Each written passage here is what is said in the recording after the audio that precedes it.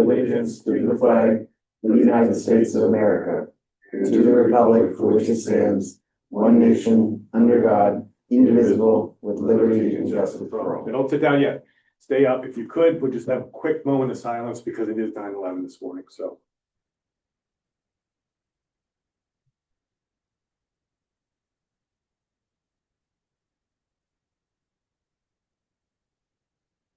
Okay, thank you.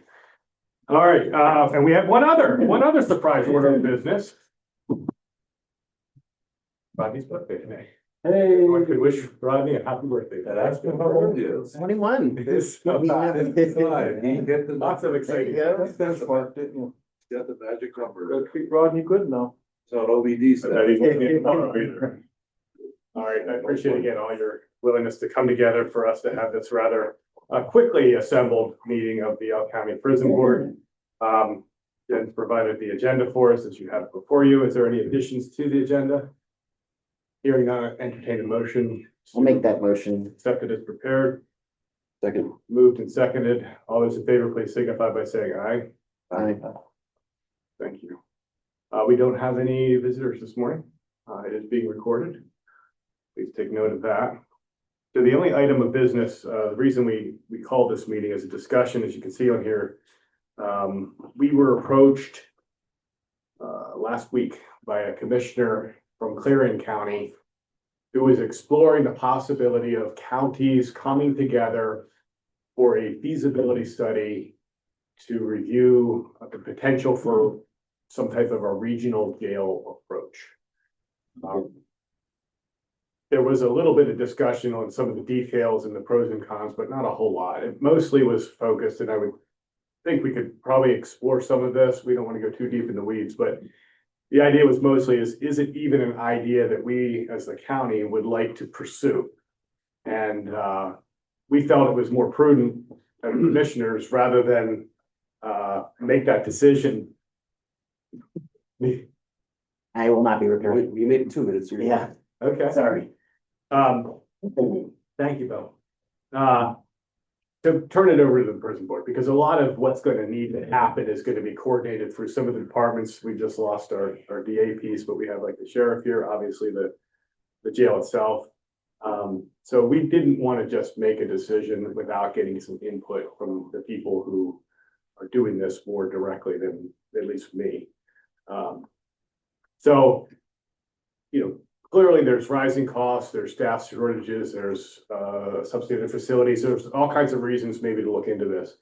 I know from where I sit, I think we're doing fairly well. We know there's some expense to prison, but we understand, and I've said this a lot, and I will continue to say it, the prison operates like a small community. I mean, you're doing everything. You're an enclosed community with security and food and medical, and so there's going to be an expense. You're never going to be at zero.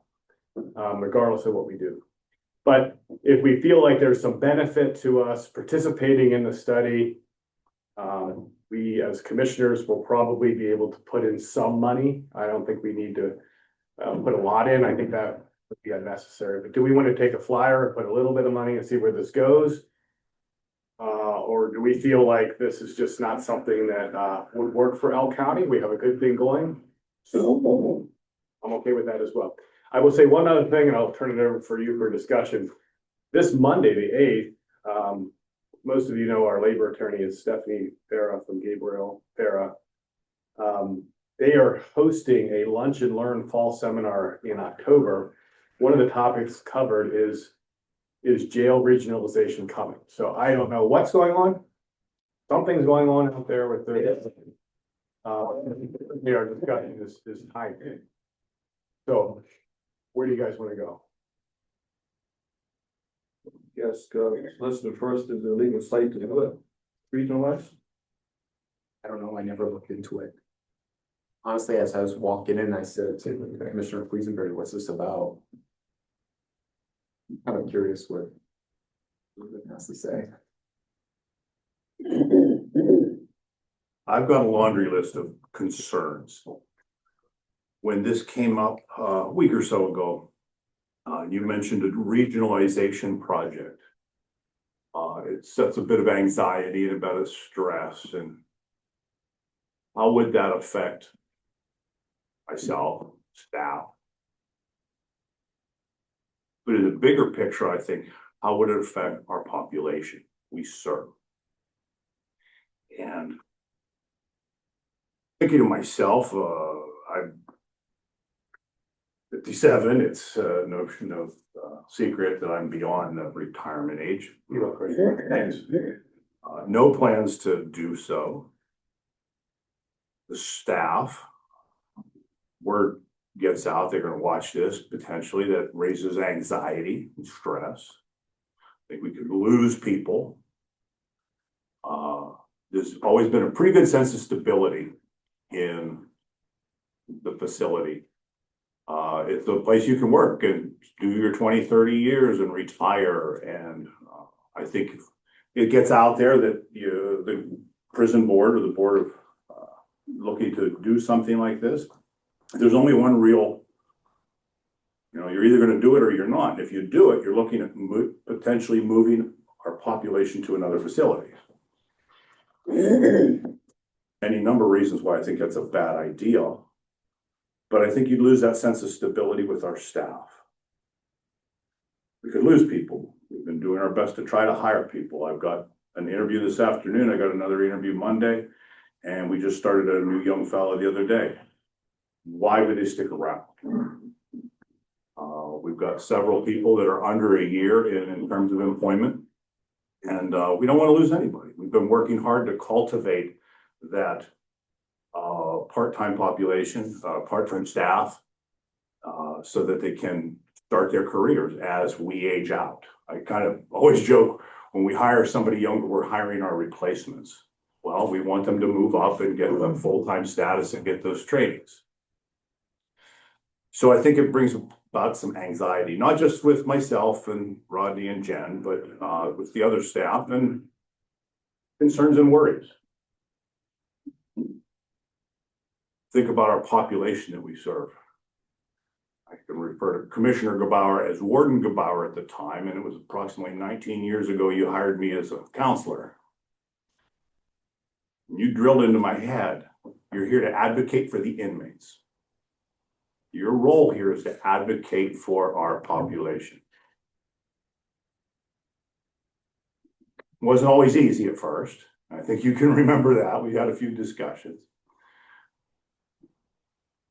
Our purpose is not to lock up and hold inmates so much as to prepare them for re-entry into the community. The big picture in corrections in the last 20 years is re-entry, trying to get inmates to the point where they can re-enter the community better than when they left the community. We have multiple service providers. If you went through the jail on Monday, you'd have had a hard press to find or use, because we had Senclear in there, we had Jamestown Psychiatric in, we had drug and alcohol in, we have multiple Bible studies that come in to serve the population. As of yesterday, it was the 10th of the month, we had 45 service hours of service agencies coming in to serve our population. We had 28 service hours of volunteers, Bible study coming in every other evening, Sunday mornings, Monday night. That's important for our community. That's not just important for us to keep a lid on the place, it's important for the population we serve. Because those people are going to be getting out eventually. Our average length of stay is 38 days. For this year. That's pretty low. We get people in overnight and they're gone the next day. We work hard to get people out of jail. But the average length of stay is 38 days. In the last 6 months, we've sent 32 people to rehab. Those are all court ordered. We must serve that court order. We must get somebody set up, evaluated, get the court order that says they can go, and out the door they go to rehab. So we're constantly turning over somebody. That's 1 or 2 a week. We always have 5 to 7 people with nowhere to go. They can't go home. So we have caseworkers and case management and housing specialists come in and try to help place them, whether it's in the LTSR in Brookville or a housing plan. We always have those people. I think if you look at transitioning our population elsewhere, you're gonna lose that. Those people will not just get out there. We don't know if somebody will be helping them. Those social services may or may not be there. We don't know.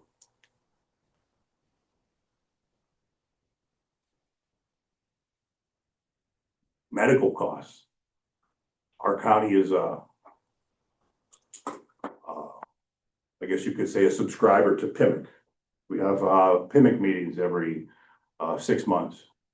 PIMIC tells us how much we've spent on medical and how much we could have spent on medical. They build those numbers down. You send your population elsewhere, you have no control over that. Those costs will still keep coming in. To date, I think we've saved approximately $122,000 in medical costs by being a member of PIMIC. You could lose that. I could go on all day. I think when it comes to the legal question, Rick, we are obligated, if you run a county corrections facility, we are obligated by Title 37, Chapter 95, Greg, correct me if I'm wrong, I think it's Section 243, to provide those social services. We have to document what we provide. We have to show that to the state in order to pass our annual audit. If we don't do that, we'll be in violation. And what happens if we're in violation? The state could come in and take over, right? Yes. The state could come in and take over the county correctional facility if we don't meet that level of need, service. So I think in big picture, I think we're doing just fine. You mentioned it yourself. We had a study done 2 years ago where a consultancy firm was hired to come in and kind of go through the whole process with us, spend a week with us. Everything from staffing to the kitchen to the medical. And his only thing was, you should probably just hire a few more people. I don't think there was any glowing inconsistencies, any things that's inefficient that stand out. I think that says a lot. You spent money on that guy. You know, I think it was a good study overall. So like I say, I could talk all day. This has been my life to try to improve the prison and improve things for the staff and the population. If you look at moving people out, I guess it comes down to the business discussion. Line 1, discussion on invitation to participate in a multi-county study to explore ways to improve incarceration in the region. I don't see how regionalizing would improve corrections in Elk County. Period. And noted, and I guess my quick look around was Pike and Wayne tried at 21. And it was ultimately voted down in Pike County as a so there are no other examples to point to where regionalization has done. Is that true? Not in a small county system. So if, I don't want to, Well, the only other thing I wanted to say, when you talk about the big picture, I guess we always refer to budget. Right? We just had our budget meeting last week. And looking at our budget over the last 22, 23, 24, 25 is essentially flat. We don't have increases in our budget. We always come in under budget. 2022, and I have these figures I'll pass out to you if you're interested. We come in 4% under budget, and that's $134,000 under budget. 2023, we came in 4% under budget at $142,000. 2024, we came in 10% under budget, $348,000 under budget. And our budget is flat. It doesn't increase. So you tasked me early on with trying to drive down spending. And I think it shows we kind of have. Yes, we're doing less transports. That helps. That adds up. But I think overall, We're in a good place with that. pardon me? We're in a good place with that. Absolutely. And did it happen overnight? No. We still have people ready to transport meetings. Sorry. That's all right. So. Probably gonna speak. Or as a prior ward, current county commissioner, because that's what I know. So. The increase that I always thought about prior board commission when I was board is the budget would increase year to year was labor. Everything else pretty much stayed. It was labor, which was contractual, which was agreed upon by the commissioner through a union contract. So that was the battle I always had. So I just wanted to throw that out there, Scott. The increases that do occur over there is 9 times out of 10 labor costs. So as far as the regionalization goes, I can recall about 35 years ago. Now I was a warden. Actually, I'm going to take it to 32. I was a warden for 34 years. I worked at the jail for 34 years. When I first got hired, I was hired by a guy. None of you probably even know him. I know Rodney does. Was Sheriff Raymond Krasinski. Okay, he's the one who hired me. I was hired as a deputy sheriff. At that time, the sheriff ran the jail. There was no prison board, no board. Sheriff ran the jail. And I remember Sheriff Krasinski talking about there were talks, they were having talks about regionalizing jails. And the Clearfield County Jail at the time, the current Clearfield County Jail at the time was supposed to be a regional correctional facility for a few of the counties, including Elk. But back then, the sheriff even said that turned out to be a no-go for like various reasons. I can't really recall the discussion we had, but I do remember him saying that Clearfield County Jail was supposed to be a regional jail. All the counties were supposed to kick in money to help build the jail, make things, to be able to house more prisoners.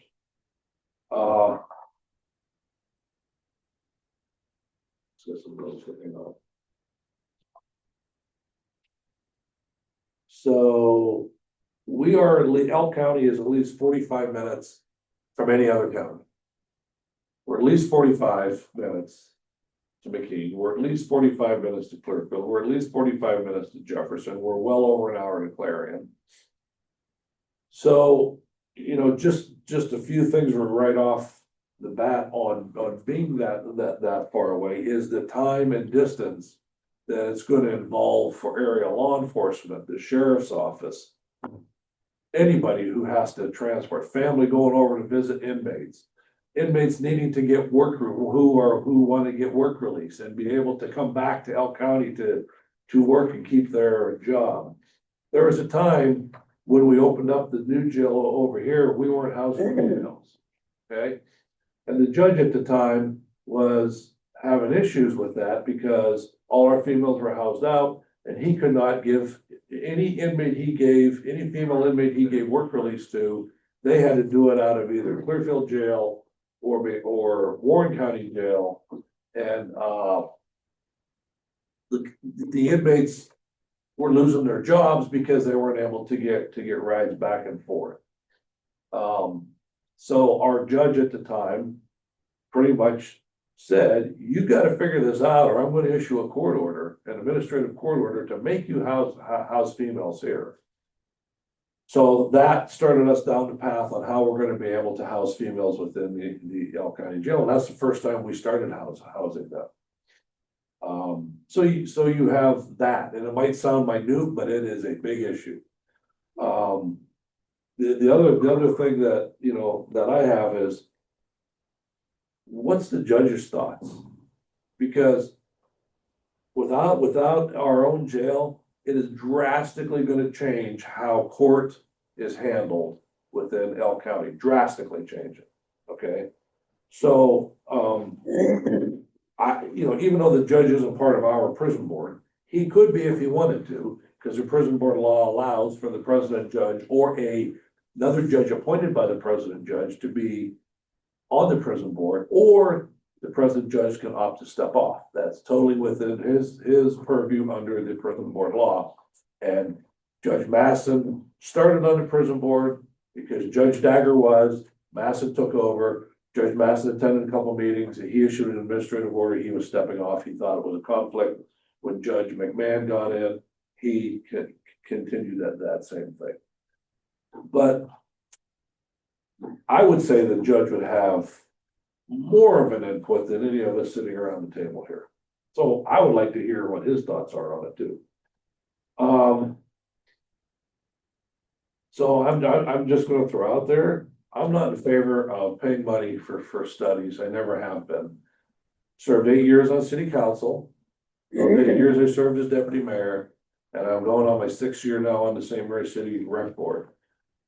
We have, through those years that I've been on those boards at St. Mary's, I'll bet you we spent, I'm gonna say probably $100,000 or more on studies. And guess where those studies are at? Filing cabinet. In a filing cabinet, on a shelf. The most recent one is, we had a study done to have what are we gonna do with our community pool?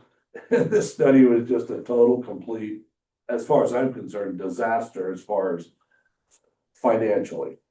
So I'm just telling you straight up, I'm not in favor of any study. Because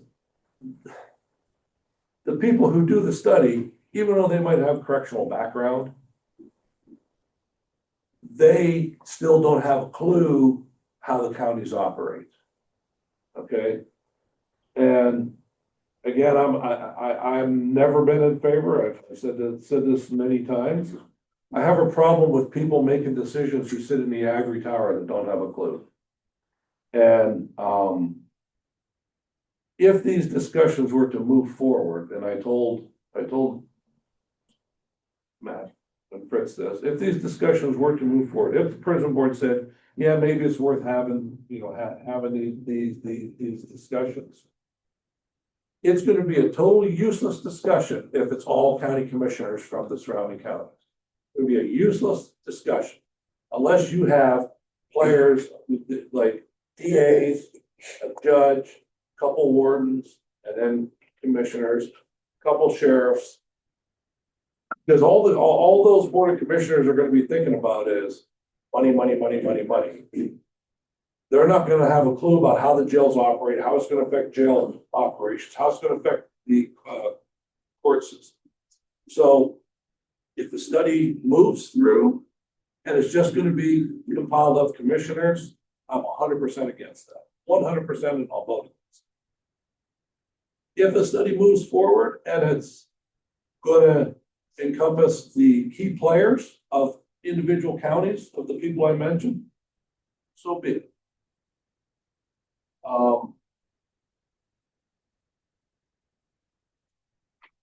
And the other thing is, the Clarion County Commissioner, I don't know the guy from Adam, never met him, for first time I met him. He has as many years of service as I have as a county commissioner, 1 year, 8 months. And to me, that tells me a lot on him approaching the other counties. Now, maybe Matt, maybe you think differently, you've been a commissioner longer, I don't know. But for a commissioner to be in for one, and I don't know his background, but for a commissioner to be in 1 year, 8 months, to be going around other counties, soliciting counties, that we need to look at regionalizing a jail, to me, that doesn't speak much to me. He doesn't have a clue. He doesn't even have a clue how to be a commissioner, like me, I'm 1 year, eight months into it, okay? Let alone how a jail operates, any jail. So those are my thoughts I wanted to throw out there before the board kicked around in any other things. At the time he said I think he said his population in Clarion County was 55, which for Clarion is low. Because when I was a warden, I tried to get a housing contract with Clarion County, and I couldn't get anybody in there because they were in the hundreds. So I don't know what's going on over at Clarion, why their population is so low. When I left jail, we were pushing triple digits. When I left the jail, our population was like 94, with about 25 housed out. There was probably 3 days we saw triple digits. That was a record. And it's going to get there again. Our jail will get there again, because all the prison reform laws that were enacted here 4 or 5 years ago are failing. And all those people are getting their chance to rehabilitate themselves, be out in society. And guess what? It's not working. Those people are coming back to jail. So we will be back pushing triple digits at some point. I guess, I'm sorry. Yeah, and so the jail budget, I think last time I looked, was, do you have that on here, Scott? Oh, we go back to 22. So the jail budget last time I looked was, yeah, three point, what is it? It's been flat. 3.5, yeah. We don't have 3.5. increases. Again, any increase that does happen is strictly with the labor. And that's just the labor that is over there is the labor that is needed to operate that jail because of the way that jail is designed. And just like Commissioner Quisenberry said, any jail is a small community. Yeah. I mean, you're 24/7, you're taking care of everything for those people, and we have to, by law, whether we like it or not. And which I always tell people, counties taking care of their inmates goes back to the formation of our government and society, when society is responsible to take care of the inmates that are incarcerated. That goes way back to the founding fathers. So that's my comments on it. Is it a lot of money? Absolutely, 100%. Is it a lot of money for our small county? Absolutely. Is it going to continue to be a lot of money? Absolutely. If regionalization goes through and we're housing, we shut our jail down and we're housing in other counties, Clearfield County, I bet that number would probably be about the same.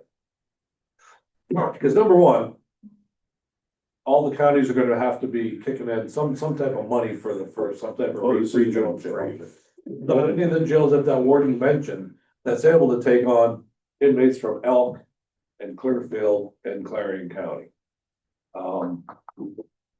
I know one thing that Sheriff Brzezinski at the time told me, they talked about like a 7-county region back years ago when they were talking about regionalization. And as these meetings went on, he said people just kept dropping off, and because they were realizing it's not gonna work for their county. And then it got down, he said to like Jefferson, Elk and Clearfield, and then the whole thing just went by the wayside. So am I in favor of spending money on a study that I know isn't gonna come to fruition? Absolutely, 100% I am. I just go back to your point originally, Greg. I'm sorry, Sheriff. You're fine, go ahead. He brings up things that occur to me as well, and it's like, we are court ordered to maintain work release. We have 2 females on work release right now, and we vet them and we make sure everything's on the up and up. We almost always have 4 or 5 inmates working on work release. That is court ordered. That is the judge saying you must do this. I think if you pulled Judge McMahon, all the district judges, all the chiefs of police in the area, they would be against this, I would assume. I don't know, obviously.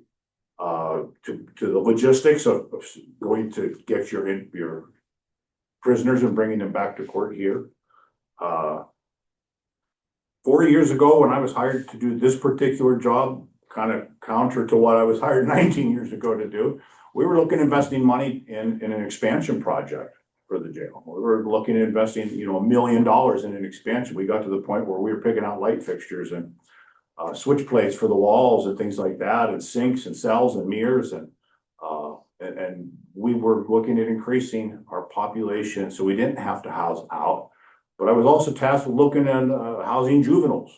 That would have been a money generator, things like that. How could we house federal inmates? And then that program got too expensive, and so it's kind of like one year we're talking about increasing spending and hiring people, and 4 years later, the exact opposite. So I'll be quiet now. Thank you, Sheriff. There will be increased cost, there's illusion, things.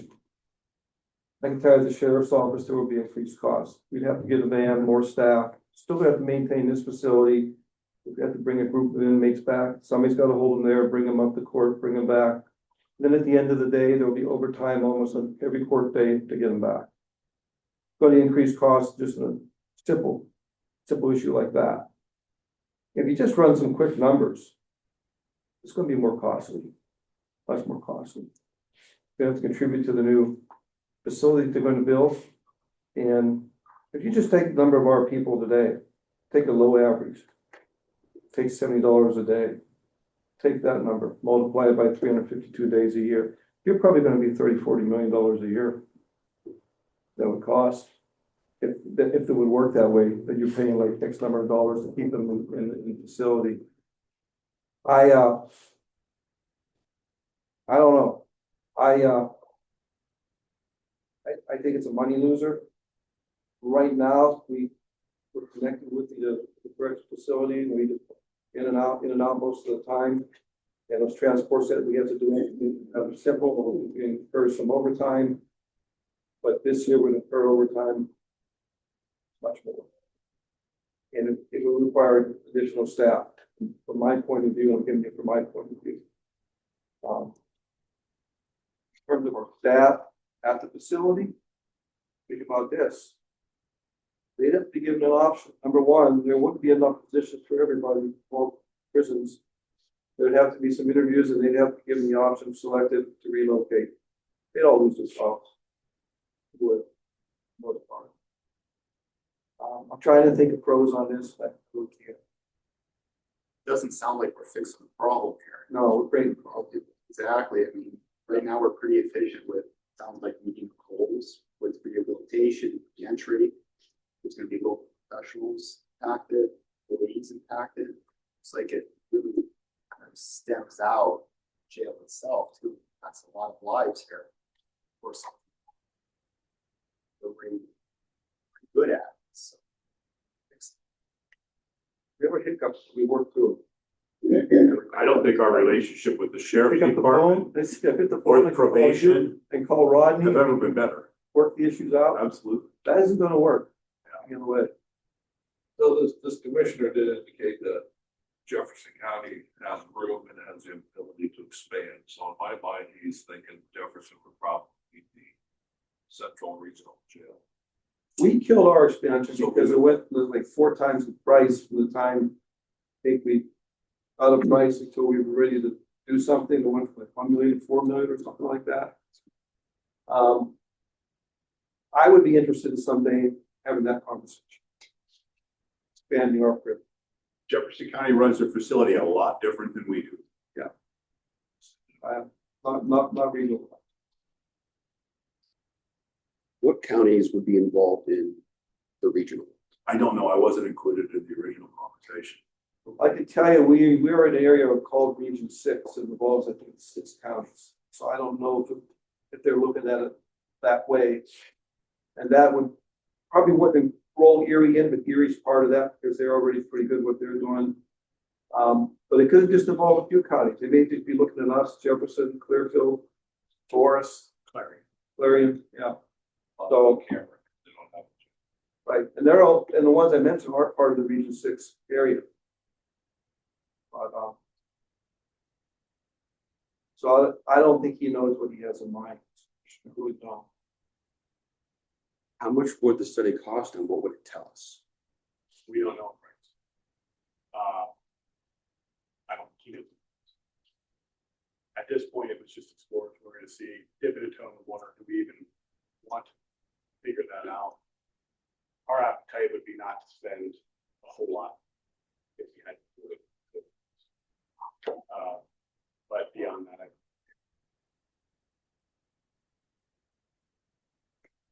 and I would defend the Commissioner Mary and just take exception a little bit to what Commissioner Kapar was saying. He is a young guy. He's certainly inexperienced in terms of being a commissioner, but sometimes that can help you because you have somebody new coming in who's trying to look over, turn over some rocks, see what's underneath, take some initiative. You get a balancing act between some folks that have been here longer who feel like the status quo is good enough and don't have the initiative to want to do anything differently. Balanced with young person that may not have that experience, but is willing to try to take a little bit of a risk and go out there and talk to people. So can't necessarily fault him for wanting to do that.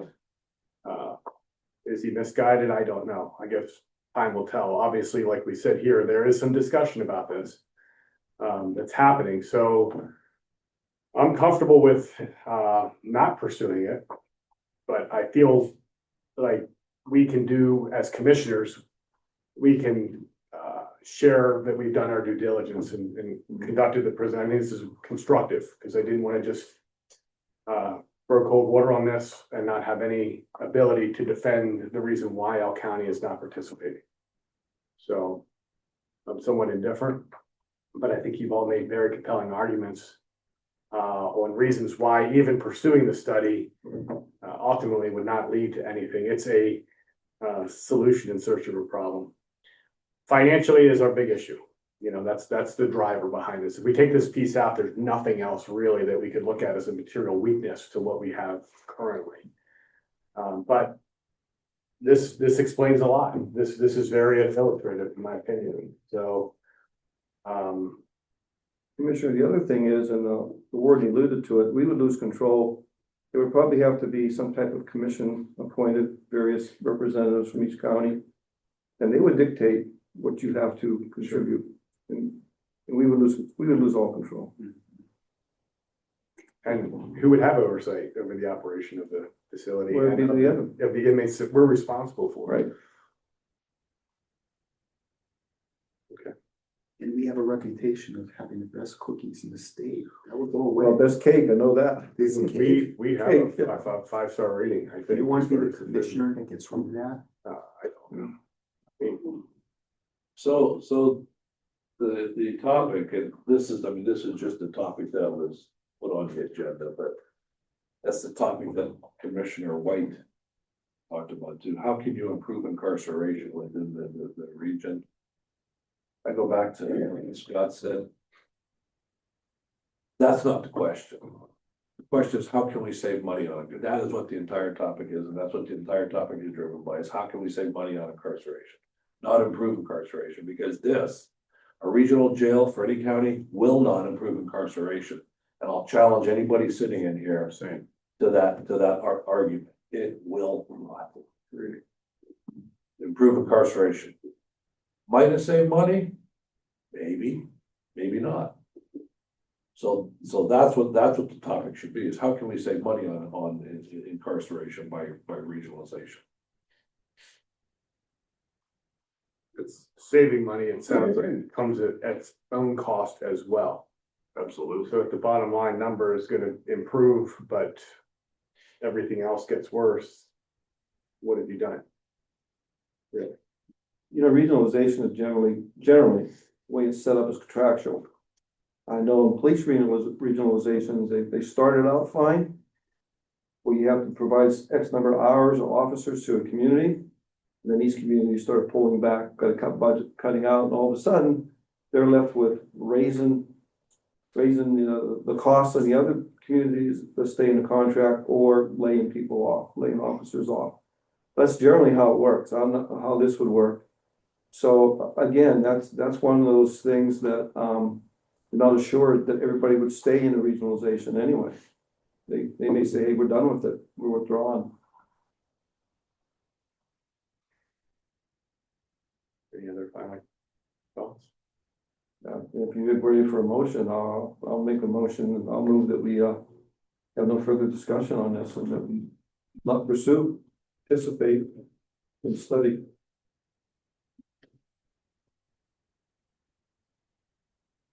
So the floor. I'll second it. Second. Any further discussion? We have enough form. We have enough members. I can do it, we have support.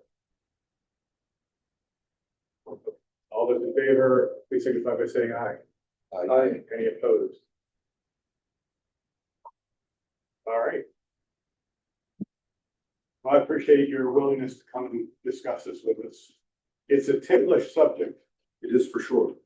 but I think that what you had alluded to earlier with your relationship with the sheriff's department, also a strength that we have, which is we don't run from these things.